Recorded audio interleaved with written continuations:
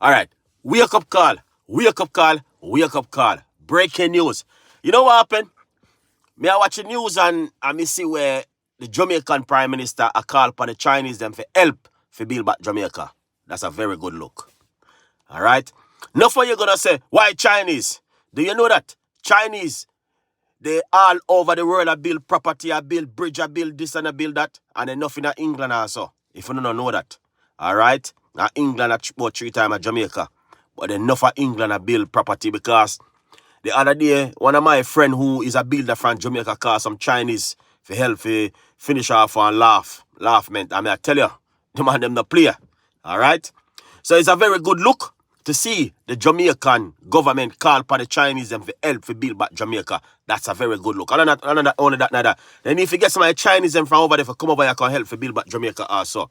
All right? Because the more honey you have in the basket gonna full more quicker.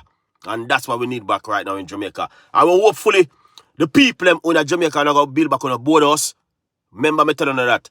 The next hurricane are coming, maybe hurricane,